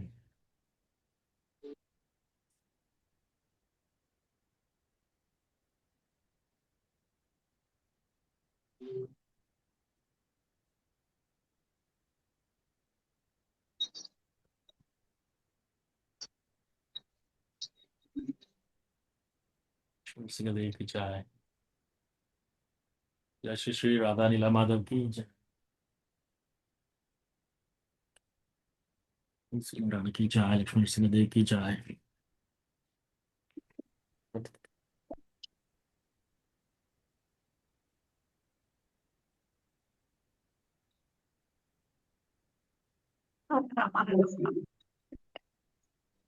जय श्री कृष्ण।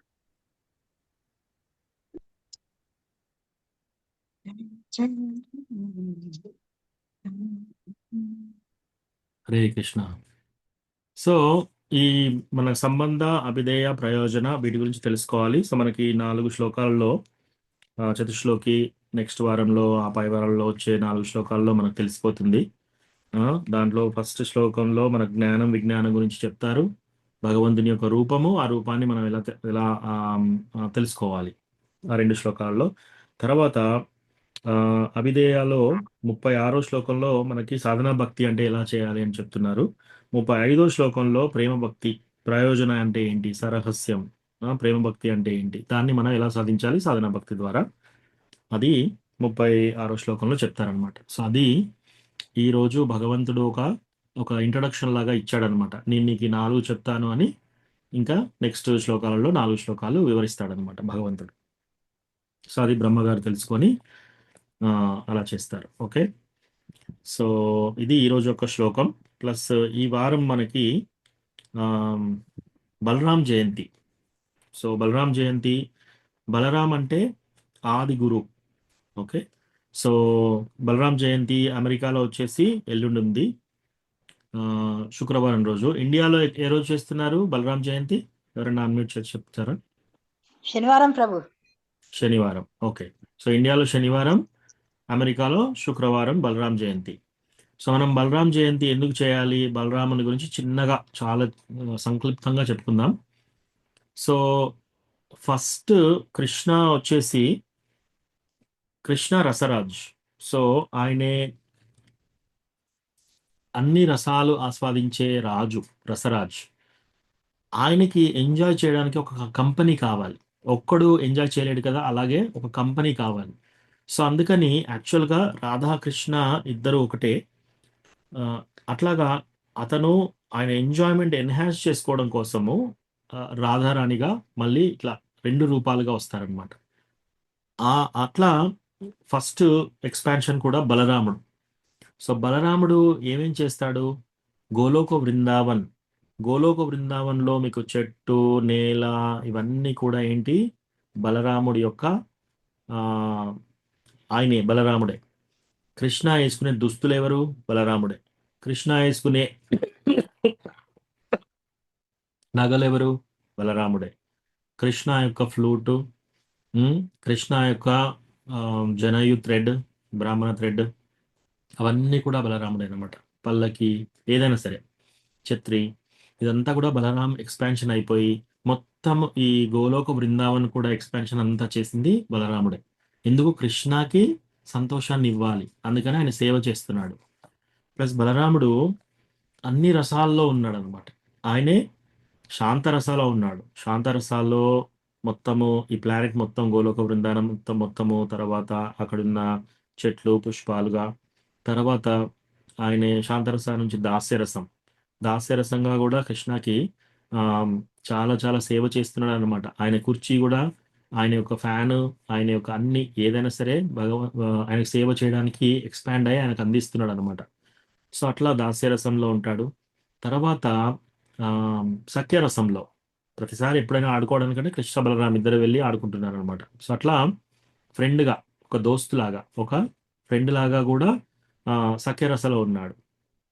ఆ తర్వాత వాత్సల్య రసలో కృష్ణ ఎప్పుడన్నా ఆపదలో ఉన్నాడు అనుకో, రక్షించాలి, ఎందుకంటే నేను పెద్దన్నయ్యలాగా వాత్సల్య రసాలో కూడా ఉన్నాడు అనమాట. ఆ తర్వాత మాధుర్య రసాలో కూడా బలరాం చూడండి ఎంత సెన్సిటివ్, ఎంత తెలివైన వాడు.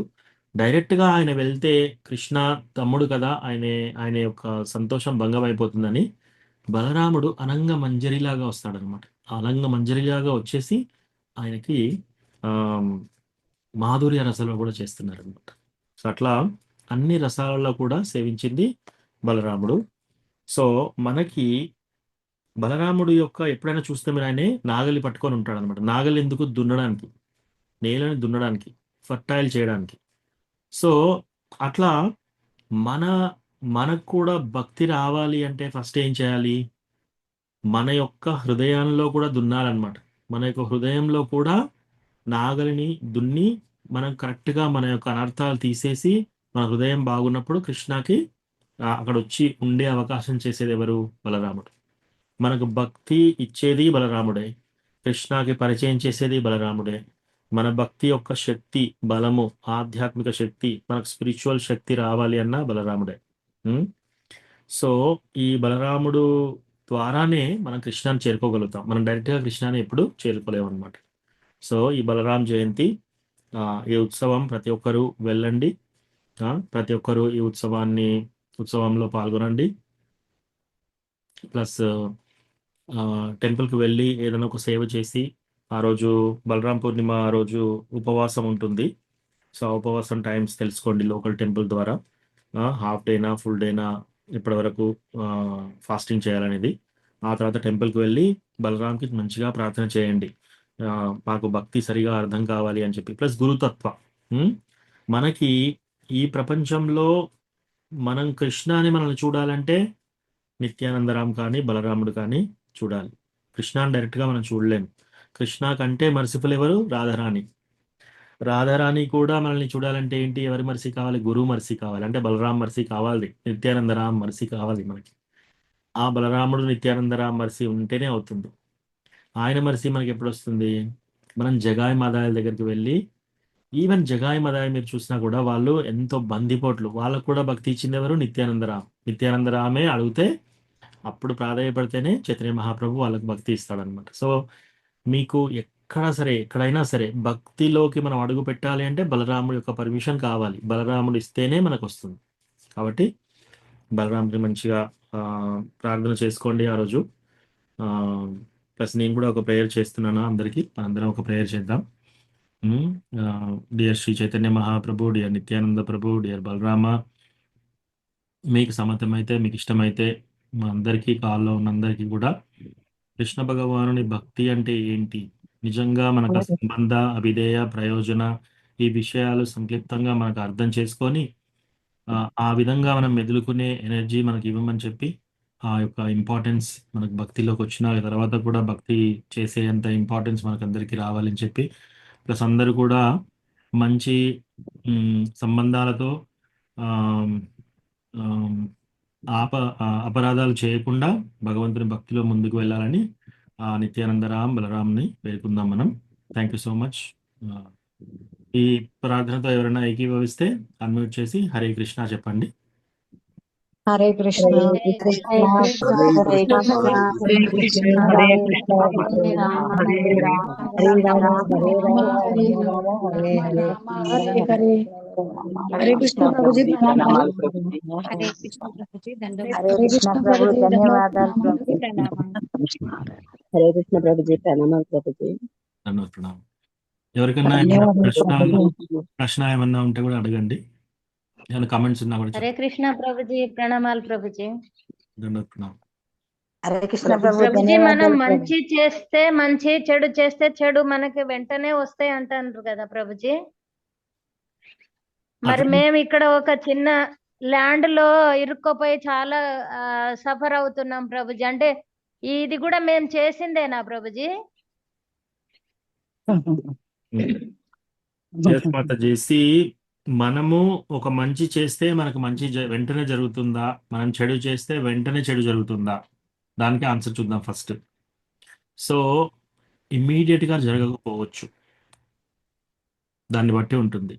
ఇంకోటి, మన యొక్క కర్మ, మన బ్యాగేజ్ ఎలా ఉంది అంటే, మనము కొన్ని కోట్ల జన్మలు ఎత్తాం. ఆ కోట్ల జన్మల్లో మనం ఏ తప్పులు చేశాము, ఏ అపరాధాలు చేశాము, కానీ ఇద్దరు ప్రెషర్ సాక్స్ తీసుకొచ్చుకోండి. ఓకే. సో మనము ఆ కోట్ల జన్మలు ఎత్తినప్పుడు మనము ఏం చేసామనేది అవన్నీ రికార్డులు అయిపోయాయి, కానీ మనకేమీ గుర్తులేదు. సో ఇప్పుడు ఏమవుతుందంటే, మనం ఈ జన్మలో వచ్చినప్పుడు, ఈ జన్మలో మనకి మన అకౌంట్లో పాప పుణ్య రెండు ఉంటాయి, మనం చేసిన కర్మాన్ని బట్టి. సో ఆ మనం చేసిన మంచి కర్మ పుణ్యం నుంచి మనకు కొంత పుణ్యం ఇస్తారు, తర్వాత సేమ్ థింగ్ పాప కూడా ఇస్తారనమాట. సో ఈ జన్మలో మనకు ఆల్రెడీ మనకి ఇచ్చింది ప్రారబ్ధ కర్మ, అంటే ప్రారంధం అయిపోయింది, ఆల్రెడీ మనకు వచ్చేసింది. సపోజ్ ఎవరైనా పుట్టారు, ఇప్పుడు 20 సంవత్సరాలు ఉన్నారు, వాళ్ళకు 46వ సంవత్సరంలో షుగర్ వ్యాధి రావాలి. 20 సంవత్సరాల నుంచి 46వ సంవత్సరం వరకు బాగానే ఉన్నారు కదా, 46వ సంవత్సరంలోనే షుగర్ వ్యాధి వస్తుంది. అంటే ఆ కర్మ ఉంది, ప్రారంధం ఎప్పుడైతుంది, 46వ సంవత్సరానికి ప్రారంధం అవుతుంది. అది ప్రారబ్ధ కర్మ. ప్రారబ్ధ కర్మ అంటే కర్మ యాక్టివ్గా అయిపోయింది, అంటే మనకిప్పుడు మనకు అది ఇచ్చారు, తద్వారా మనకు వచ్చే ఫలితం ఐదర్ మంచి ఫలితం కానీ చెడు ఫలితం కానీ, దానివల్ల ప్రాబ్లం అనుభవించేది కానీ, దానివల్ల మంచి సుఖపడేది కానీ, ఈ రెండు ఎప్పుడో జరుగుతున్నాయి, ప్రారంధం అయినప్పుడు. ప్రారబ్ధ కర్మ అంటారు దాన్ని. ఇంకోటి ఏంటి, మన అకౌంట్లో ఉంది అప్రారబ్ధ కర్మ, అది ఇంకా మేనిఫెస్ట్ కాలేదు. అప్రారబ్ధ కర్మ అలా ఉంది అనమాట. అది నెక్స్ట్ జన్మలు రావచ్చు, మళ్ళీ జన్మలు రావచ్చు, మళ్ళీ 10 జన్మల తర్వాత కూడా రావచ్చు. తర్వాత కూట బీజ అంటే, మనము ఒక వాసన ఉంది మనకు. సపోజ్ మనకి ఒక ఎగ్జాంపుల్ చెప్తున్నాను, దొంగతనం చేసే అలవాటు ఎవరికైనా ఉందనుకోండి, అది బీజంగా నాటుకొని ఉంటుంది అనమాట. ఆ బీజంగా ఉండిపోయి, ఆ కూట బీజ అంటే ఏంటంటే, ఆ లోపట ఆ స్వభావం ఉంది, ఎక్కడికి వెళ్ళినా వాళ్ళు దొంగతనం చేసే స్వభావం వస్తుంది అనమాట, బయటికి వస్తుంది. అప్పటికప్పుడు వాళ్ళు చేస్తారు, వాళ్ళు చేయకుండా ఉండాలనుకున్నా కూడా చేస్తారనమాట. సో కర్మ అనేది 4 ఉంటాయన్నమాట. ఒకటి బీజ, కూట, ప్రారబ్ధ కర్మ, అప్రారబ్ధ కర్మ. సో ఇందులో ఇప్పుడు మనము ఏదైనా సఫర్ అవుతున్నాం అనుకోండి, దాంట్లో మనం ఈ జన్మలో చేసింది కావచ్చు, పూర్వ జన్మల్లో చేసింది, కాబట్టి ఇప్పుడు మేనిఫెస్ట్ అవుతుంది. డివోటీస్ ఎలా తీసుకోవాలి దీన్ని? డివోటీస్ ఎలా తీసుకోవాలి అంటే, ఎస్ ఇప్పుడు ప్రారబ్ధ కర్మ ఇవన్నీ ఉన్నాయి, కానీ నేను ఆల్రెడీ గురువు దగ్గర దీక్ష తీసుకున్నాను, నా కర్మ అంతా వెళ్ళిపోయింది, కానీ భగవంతుడు ఏదో పెద్ద ప్రాబ్లం, నాకు ఎంతో పెద్ద ప్రాబ్లం అనేది చిటికడు బాధతో తీరుస్తున్నాడు. ఇంకా ఎంతో బాధ ఇవ్వాల్సి ఉండే, ఈ చిన్న బాధ తీర్చి మనకు వదిలేస్తున్నాడు అని చెప్పేసి మనం అలా అనుకోవాలన్నమాట. ఇంకోటి, యాజ్ అ డివోటీ మనం ఫైట్ చేయాలా, కోర్టుకు వెళ్ళాలా, మనం ఇవన్నీ చేయాలా? ఎస్. మీరు ఏమేమి చేయాలనుకుంటున్నారో అదంతా కూడా మీకు డౌట్ ఉంటే ఒక డివోటీస్ ఎవరైనా అడిగి సలహా తీసుకోండి. తద్వారా మీరు ఫైట్ చేయాల్సి వచ్చినప్పుడు ఫైట్ చేయండి, కోర్టుకు వెళ్ళాల్సి వచ్చినప్పుడు కోర్టుకు వెళ్ళండి, ఏది చేయాలో అది చేయండి. కానీ భగవంతుడు మనకు చాలా తక్కువగా ఇస్తున్నాడు, తక్కువ మోతాదులో. ఇంకా ఎంత పెద్ద ప్రాబ్లం ఈ చిన్న ప్రాబ్లంలో తీసేస్తున్నాడు నాకు అని మనం అనుకోవాలన్నమాట. ఓకేనా మాతాజీ, మీ ప్రశ్నకు ఆన్సర్ కరెక్ట్గా వచ్చిందా, లేకపోతే ఇంకేమన్నా ఉందా? లేదు Prabhuji, okay Prabhuji. Hare Krishna. Hare Krishna thank you Prabhuji. ఆ సంచిత కర్మ అన్న అప్రారబ్ధ కర్మ అన్న ఒకటేనా ప్రభుజీ? సంచిత కర్మ తెలియదు మాతాజీ. సంచిత కర్మ అనేది నేను ఇంకా చదవలేదు, వినలేదు.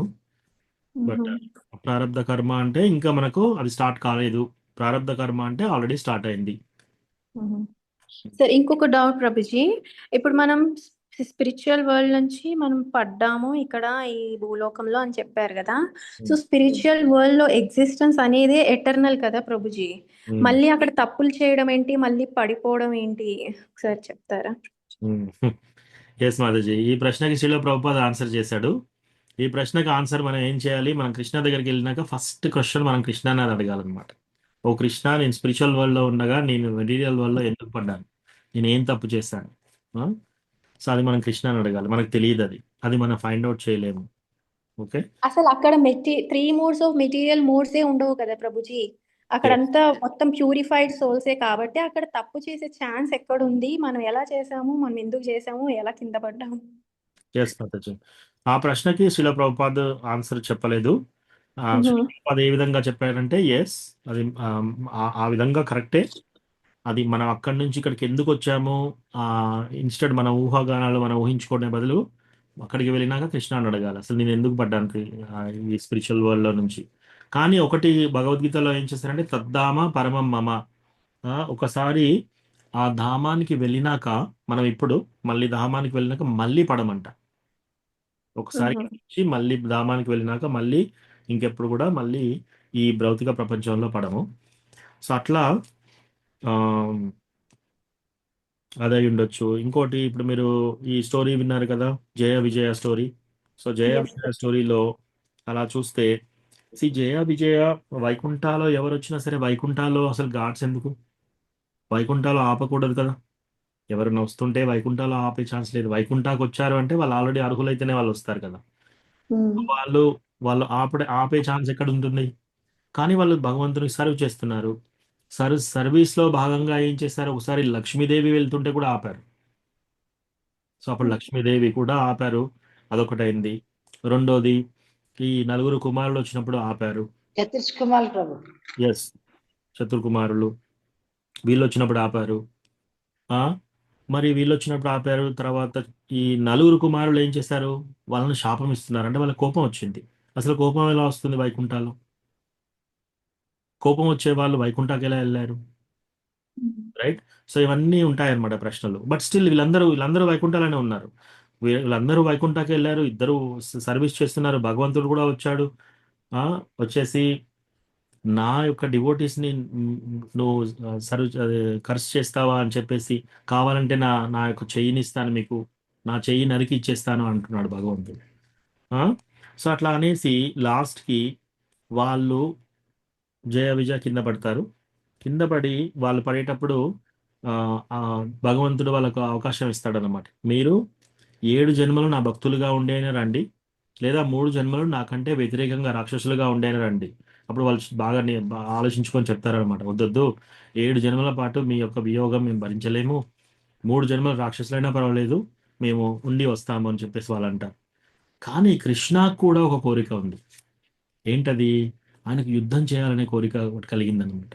మరి కృష్ణ భగవంతుడు యుద్ధం చేయాలంటే మరి అంత బలవంతుడు ఎవరుంటారు? మళ్ళీ ఆయన డివోటీస్నే పెట్టుకోవాలి. కాబట్టి వీళ్ళు వచ్చేసి భగవంతునితో ఆ ఫైటింగ్ లీల, ఆ యొక్క వీర్యరస తీర్చుకోవడం కోసం అలా లీల చేశారనమాట. సో చెప్పలేం మనం ఇక్కడ ఎందుకు పడ్డాము, ఎన్నో కారణాలు ఉండొచ్చు.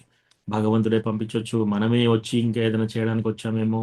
సో అది మనము దాని ఆన్సర్ మనకు ఎటు చూసినా మనకు దొరకదనమాట. సో మనం స్పిరిచువల్ వరల్డ్కి వెళ్ళినప్పుడు మనకు అన్నీ తెలుస్తాయి. అప్పుడు మనం కృష్ణతో ఉన్నప్పుడు ఫస్ట్ క్వశ్చన్ మనం కృష్ణని ఆ విషయం అడగాలి.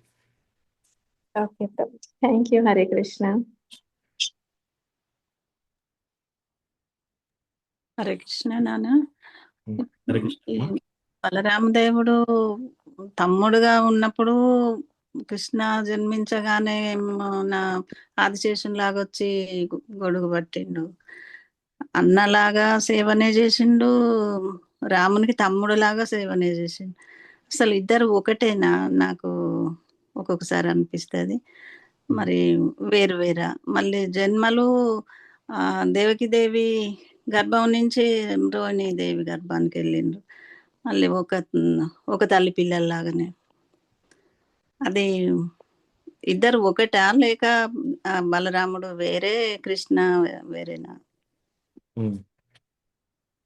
సో ఫస్ట్ ప్రశ్న, ఎస్, బలరాముడు కృష్ణకి అన్నగా వచ్చినా సరే, లక్ష్మణుడిలాగా తమ్ముడిగా వచ్చినా సరే, ఆదిశేషుడిలాగా వచ్చినా సరే, వీళ్ళందరూ ఒకటే. ఓకే. సంకర్షణ కారణతో యశాయి గర్భోదశాయి చ పయోబ్దిశాయి శేషశ్చ యస్యాంశ కళా సపుంస నందాఖ్య రామా శరణం మమాస్తు. సో నిత్యానంద రామ్ శ్లోకంలో ఏం చెప్తున్నారంటే, సంకర్షణ అయిన సంకర్షణ కారణతో యశాయి, కారణోదశాయి విష్ణు, సంకర్షణ కారణోదశాయి విష్ణు, పయోద్దిశాయి అంటే క్షీరోబ్దిశాయి విష్ణు, పాల సముద్రంలో పడుకొని ఉన్న విష్ణు, ఆ తర్వాత కళా పుంస అంటే ఆ వాళ్ళలో నుంచిన అవతారాలు, వాళ్ళ నుంచిన అవతారాల నుంచి వచ్చిన అవతారాలు, వీళ్ళందరూ కూడా నందాఖ్య రామ శరణమమ్మ. సో ఓ నిత్యానందరామ అందరూ నీ దగ్గర నుంచే వచ్చారు, ఓ బలరామ అందరూ నీ నుంచే వచ్చారు. సో ఎస్, బలరామ అయినా సరే, లక్ష్మణుడైనా సరే, ఆదిశేషుడైనా సరే, వీళ్ళందరూ కూడా ఒకటే. ఓకే. కృష్ణ బలరాం కూడా ఒకటేనా? ఎస్, ఒకటే. రంగులో తేడా ఉంటుంది. భగవంతుడు ఆయన యొక్క లీలలను ఎంజాయ్ చేయడానికి కోసం ఆయనే ఇట్లా విభజన జరిగాడు అనమాట. ఆయన యొక్క ఎక్స్పాన్షన్స్ లాగా వచ్చారు వీళ్ళందరూ. సో కృష్ణ బలరాం కూడా ఒకటే, కానీ లీల చేయడానికి కోసం వాళ్ళు విడివిడిగా ఇట్లా వచ్చారనమాట. ఇంకోటి, కృష్ణ ఫస్ట్ బలరాముడు దేవకి గర్భంలోకి వచ్చి ఆ గర్భంలో ఏర్పాటు చేస్తాడనమాట. కృష్ణ ఈ గర్భంలోకి రావాలి, అన్ని ఏర్పాట్లు చేసి అంతా క్లీన్ చేసి ఆ ప్రదేశానికి సరిగా ఉందా లేదా చేసిన తర్వాత రోహిణి గర్భానికి మారుతాడనమాట. సో అట్లా కృష్ణ రావడానికంటే ముందు ఆ గర్భాన్ని కూడా, ప్లేస్ని కూడా రెడీ చేస్తున్నాడు బలరాముడు. సో మనం కూడా మన హృదయంలో కృష్ణ రావడానికి ముందు బలరాం వచ్చి మన హృదయాన్ని కృష్ణకి రెడీ చేయాలి. అది బలరాం చేస్తాడు అనమాట.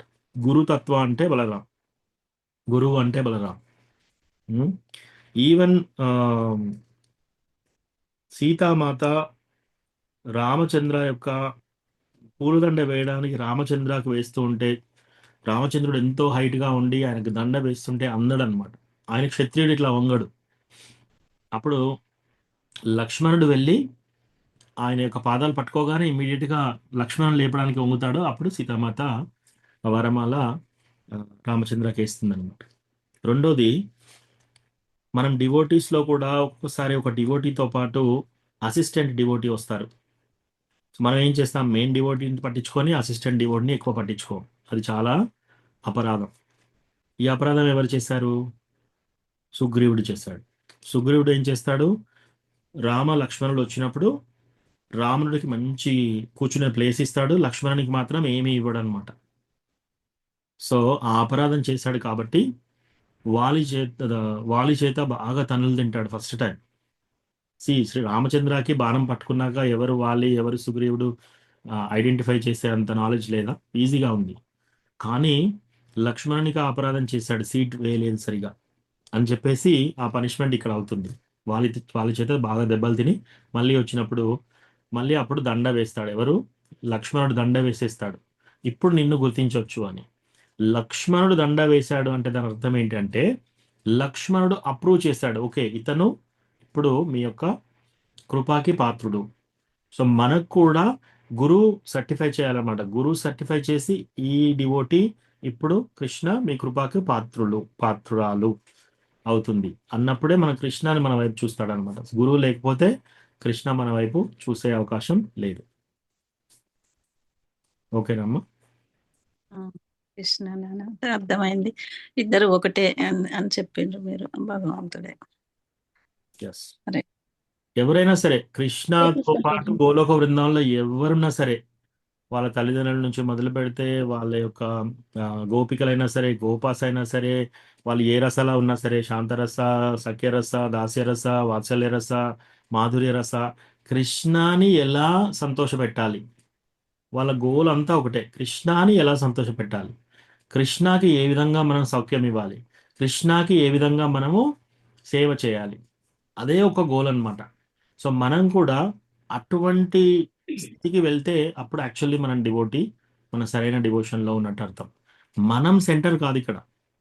నేను టెంపుల్కి వెళ్తున్నాను, నేను 5 లక్షలు డొనేషన్ ఇస్తున్నాను, నేను ఈ టెంపుల్ కట్టిస్తున్నాను, నేను ఇక్కడ స్పాన్సర్ చేస్తున్నాను, నేను నేను నేను మొత్తం నేనే. అలా కాదు. టెంపుల్లో డొనేషన్ ఎందుకు ఇస్తున్నాము? కృష్ణ ప్రీత్యర్థం ఇస్తున్నాము. టెంపుల్లో ఈ సేవ ఎందుకు చేస్తున్నాము? కృష్ణ సేవ ప్రీత్యర్థం మన సేవ చేస్తున్నాం. టెంపుల్కి ఎందుకు వెళ్తున్నాం? కృష్ణ నన్ను చూసి ఆనందపడాలి. అట్లా అనమాట. సో పండుగ రోజు అయినా సరే, మంగళారతికి అయినా కూడా మనం ఎందుకు వెళ్తాం? కృష్ణ ఆయన రాసలీల చూసుకొని ముగించుకొని వచ్చినాక ఫస్ట్ దర్శనం ఇస్తున్నాడు. దర్శనం ఇస్తుంటే కృష్ణ చూస్తున్నాడు మనందరినీ. ఓ ఇడివోటి వచ్చాడు ఈరోజు అని కృష్ణ సంతోషపడతాడు. కృష్ణ ముఖంలో ఆ స్మైల్ కోసం మనం మంగళారతికి వెళ్ళాలి. రైట్. ఆ పండుగలోకి మనం ఎందుకు వెళ్ళాలి? కృష్ణ చూస్తాడనమాట. ఎవరెవరు వచ్చారు ఈరోజు నా బర్త్డే ఫంక్షన్కి, ఎవరెవరు వచ్చారు జన్మాష్టమికి, నేను నా యొక్క పుట్టినదినం సెలబ్రేట్ చేసుకోవడానికి, ఇలా చూస్తాడు కృష్ణ. అప్పుడు ఈ డివోటీ వచ్చారు, ఈ భక్తురాలు వచ్చింది, అట్లా చూసి కృష్ణ సంతోషపడాలి. అందుకని మనం వెళ్ళాలి అక్కడికి. సో మన యొక్క కాన్షియస్నెస్ ఎలా ఉండాలి అంటే, ఏది చేసినా కృష్ణ ప్రీత్యర్థం చేయాలి. మనం క్లాస్ చెప్పినా కృష్ణాన్ని గ్లోరిఫై చేసి కృష్ణ ప్రీత్యర్థం చేయాలి. క్లాస్ విన్నా సరే మనం కృష్ణ ప్రీత్యర్థం చేయాలి. సో ఏ సేవ చేసినా సరే, మనకి ఏది వచ్చినా సరే, పూలమాల కట్టినా ఏది వచ్చినా సరే, మన కీర్తి కాదు, మనం సెంటర్ కాదు. మనం సెంటర్లో పెట్టుకున్నంత వరకు మనకి ప్రాబ్లమ్స్ అవుతూనే ఉంటాయి. మనం ఎప్పుడైనా కృష్ణాన్ని సెంటర్లో పెట్టినప్పుడు సో మనం ఎప్పుడైనా ఏదన్నా డౌట్స్ వచ్చాయనుకో, ఈ పని చేయాలా ఆ పని చేయాలా, అప్పుడు మనం ఒక ప్రశ్న అడుక్కోవాలి. మనం అది కృష్ణ ప్రీత్యర్థం చేస్తున్నామా, మన ప్రీత్యర్థం చేస్తున్నామా, మనం కావాలనుకునే వాళ్ళ ప్రీత్యర్థం కోసం చేస్తున్నాము? దాంట్లో మనకు ఆన్సర్ తెలిసిపోతుంది.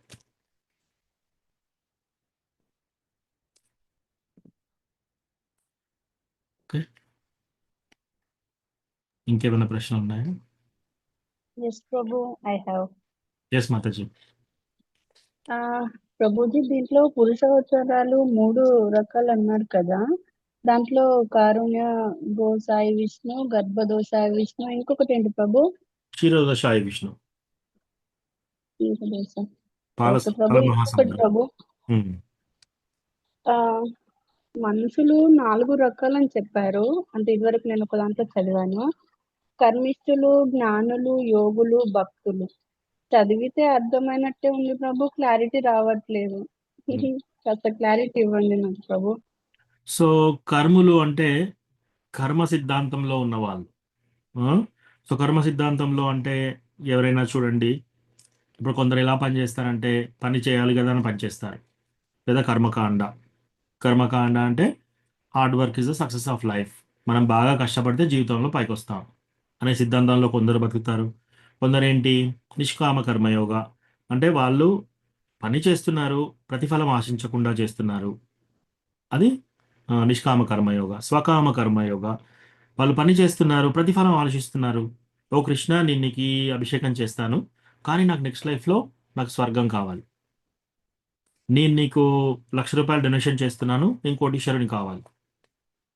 నీ టెంపుల్ కట్టిస్తాను, నా పిల్లలందరూ బాగుండాలి. సో ఇదంతా స్వకామ కర్మయోగ. నిష్కామ కర్మయోగ అంటే నేను పని చేస్తున్నాను, లేదు. కర్మకాండ అంటే ఏంటి? Hard work is the success of life. ఈ హార్డ్ వర్క్ చేస్తే మనం జీవితంలో పైకి వస్తాం, ఏదో డబ్బు సంపాదిస్తాం. సో ఇటువంటి కేటగిరీస్ అన్నీ కూడా కర్మిస్. తర్వాత జ్ఞానీస్ అంటే ఏంటి? జ్ఞానీస్ అంటే వాళ్ళు ఈ కర్మ నుంచి బయటకు వచ్చేసి, ఇప్పుడు పని చేయడం కాదు, నాకు స్వకామ వద్దు, నిష్కామ వద్దు, ఈ కర్మకాండ వద్దు, నేను ఇప్పుడు ఓన్లీ కవిత్వాలు చెప్పేసుకుంటాను, నేను నా యొక్క మేధాశక్తితో నేను ఊహాగానాలు చేస్తాను అని చెప్పేసి, అసలు ఇవన్నీ ఒకటే, అంతా శూన్యం, ఇట్లా రకరకాలుగా ఫిలాసఫీస్లోకి వెళ్తారు చూడండి. రకరకాల బుక్స్ చదవడము, రకరకాల కవిత్వాలు రాయడము, ఇవన్నీ చేసేవాళ్ళు జ్ఞానీస్.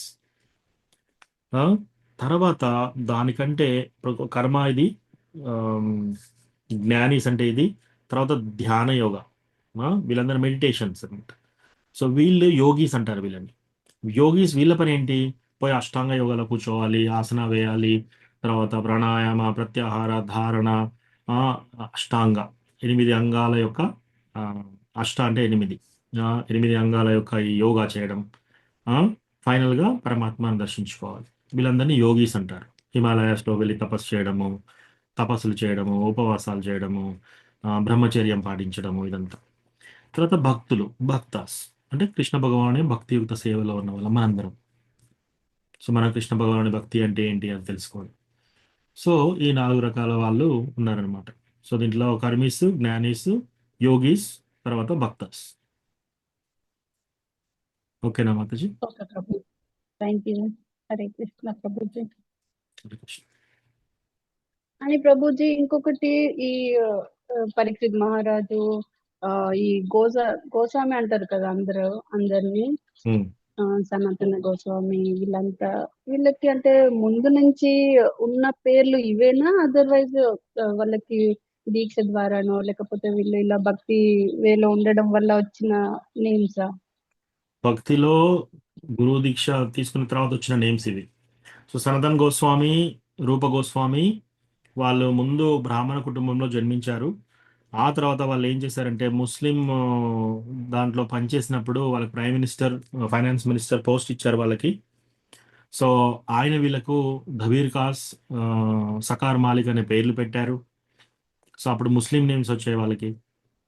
అవన్నీ వచ్చిన తర్వాత చైతన్య మహాప్రభు డైరెక్ట్గా దేవాది దేవుడైన శ్రీకృష్ణ భగవానుడు, రాధా రాణి కృష్ణ కంబైండ్ అవతారంలో చైతన్య మహాప్రభు వచ్చినప్పుడు చైతన్య మహాప్రభు డైరెక్ట్గా వాళ్ళని ఇనిషియేషన్ ఇచ్చాడు, వాళ్ళకి దీక్ష ఇచ్చాడు. ఆ దీక్ష ఇచ్చేటప్పుడు నువ్వు సనాతన గోస్వామి, నువ్వు రూప గోస్వామి. సకార్ మాలిక్కి సనాతన గోస్వామి అని ఇస్తాడు, దబీర్ కాస్కి రూప గోస్వామి. ఇచ్చిన తర్వాత గోస్వామి అంటే ఏంటి? ఎవరైతే వాళ్ళ యొక్క ఇంద్రియాలను తృప్తిపరచుకుంటూ ఎంజాయ్ చేయడం ట్రై చేస్తున్నారో వాళ్ళందరూ గోదాస. ఇంద్రియాలను నియంత్రణ చేసే వాళ్ళు గోస్వామి. ఎవరైతే ఇంద్రియాలను నియంత్రించడం చేస్తారో వాళ్ళు గోస్వామి. అంటే వాళ్ళ యొక్క సెన్సెస్ కి ఆధిపత్యంలో ఉన్నారు, వాళ్ళు అదుపులో పెట్టారు సెన్సెస్ అన్నిటినీ, ఇంద్రియాలను అదుపులో పెట్టారు కాబట్టి గోస్వామిస్ అయ్యారు వాళ్ళు. గోదాస అంటే సెన్సెస్ లో ఇంకా ఇంద్రియాలను ఇంకా వాళ్ళ గుప్పట్లోకి రాలేదు అంటే గోదాస అని అర్థం. ఓకే ప్రభు, థ్యాంక్ యూ ప్రభు, చాలా థ్యాంక్ యూ ప్రభు. మీ వల్ల నాకు చాలా డౌట్స్ అనేటివి క్లియర్ అయిపోయాయి. Thank you Mataji. గురు వర్గాల నుంచి నేను ఏమైనా నేర్చుకున్నాను అదే చెప్తున్నాను. సో అన్ని గ్లోరీస్ అంతా గురు మహారాజ్కి, శిల ప్రభుపాద్కి. ఓకే, హరే కృష్ణ ప్రభుజీ, ప్రణామాలు ప్రభుజీ. ధన్యవాదాలు ప్రభుజీ. ఈ చతుశ్లోకి భాగవతంలానే చతుశ్లోకి భగవద్గీత ఉంది కదా. సో దాన్ని మనం ఈ సంబంధ అభిధేయ ప్రయోజనకి అనువర్తించుకోవచ్చు కదా, దాని నుండి కూడా మనం. ఎస్ మాతాజీ, అంటే దాంట్లో విశ్లేషణ వెళ్తే అది కూడా చేయొచ్చు మనము.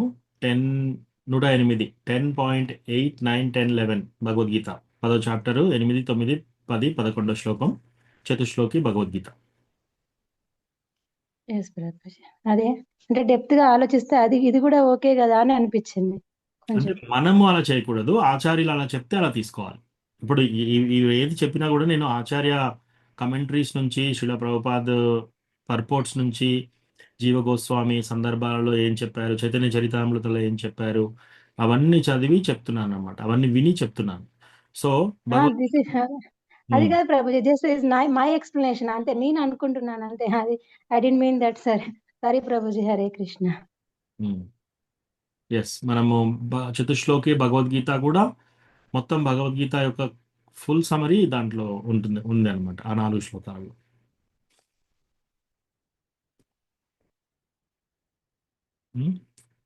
ఓకే, ఇక్కడ ఆపుదామా? వాంఛాకల్పతరుభ్యశ్చ కృపా సింధుభ్యేవ చ పతితానాం పావనేభ్యో వైష్ణవేభ్యో నమో నమః. అనంతకోటి వైష్ణవ వృంద కీ జై, శ్రీల ప్రభుపాద్ కీ జై. థ్యాంక్ యూ ప్రభు. హరే కృష్ణ. హరే కృష్ణ ధన్యవాదాలు ప్రభు. ప్రణామాలు. హరే కృష్ణ ప్రభు, దండవత్ ప్రణామాలు. ప్రభుపాద్